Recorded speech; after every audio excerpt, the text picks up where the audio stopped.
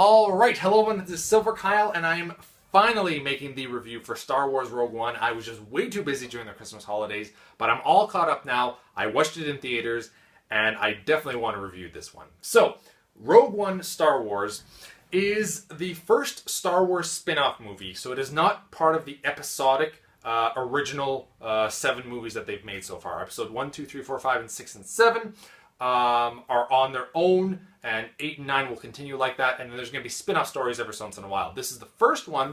It still is totally in the Star Wars universe. It actually takes place in between episode 3 and 4, like right before episode 4, basically.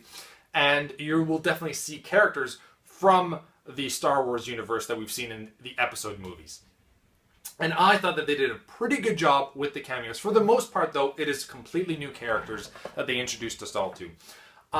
And this is the story of the rebels going out and trying to get the plans for the Death Star right before episode 4. And I find that this was like a perfect bridge in between episode 3 and 4 and made episode 4 mean that much more. This is like the perfect tale that really makes you feel the sacrifices and the dilemma that the rebellion had when the Death Star was built. It's actually done really well, and it makes the Death Star seem that much more intimidating and threatening than in any of the other movies, other than maybe like the first Star Wars A New Hope movie. So I really enjoyed that aspect. The characters themselves, like all the new characters, I really only felt really that attached to the main female actress. I already forgot her name. The lead male actor and the robot, the android that's with them.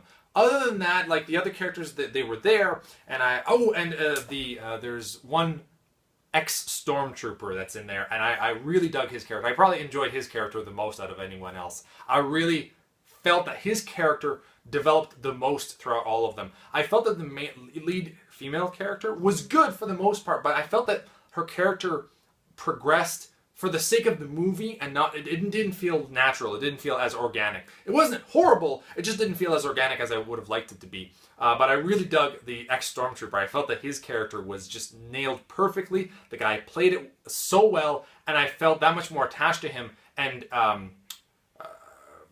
wanting him to succeed whenever he would show up. So that I really liked. I will say that the first 2 acts of this movie as well, they were kind of slow. I felt that at some points they would kind of jump too much from one location to another to kind of get the story going. So the flow was just a little off every once in a while. Not all the time, definitely not all the time, but once in a while I'd just be like, oh, okay, we're going to this place now, we're going to that place. It wasn't hard keeping up, it's just that the pacing was off.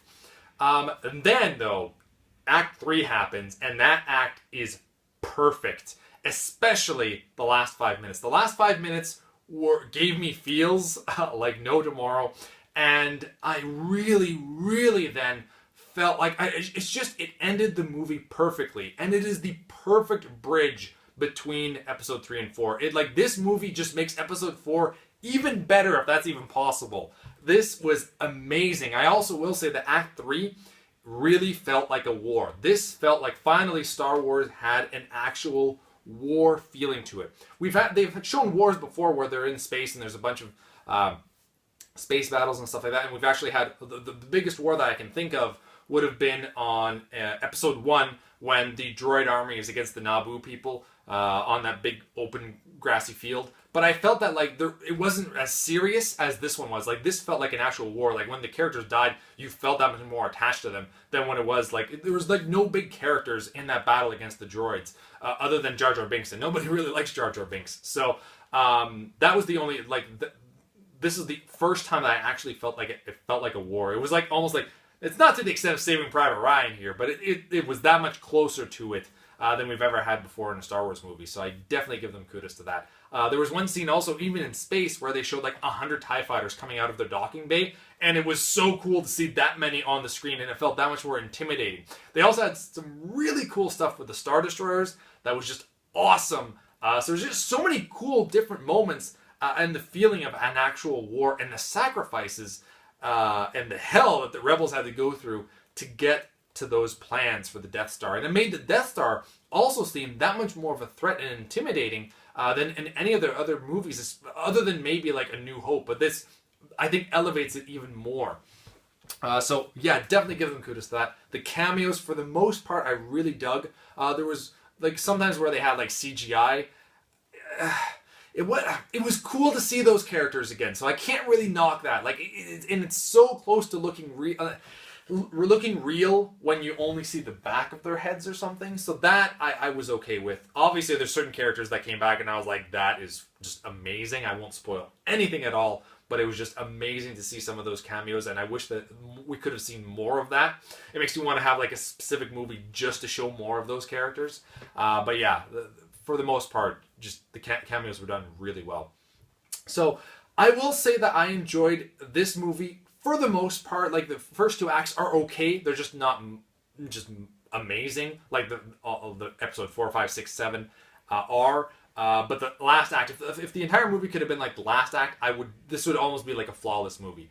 But it does have those first two acts. The character progression isn't necessarily amazing with some of the characters. So I'm going to give it a 7 out of 10. Definitely still worth watching. I definitely enjoy this more than episode 1, 2, and 3. But I just don't feel that it's on the same level as 4, 5, 6, and 7. I just really still hold those movies at a higher ranking than I did. But I will say that this is the perfect lead into episode 4. If I ever have to introduce anyone to the Star Wars movies and I don't want to show them like chronologically, I would still show them this movie first before anything else, so that they could then move on to New Hope and like really feel everything that everybody gave up in Rogue One to get to New Hope. And it just worked so well. So thank you all for watching. You've been bearded in. Beardage.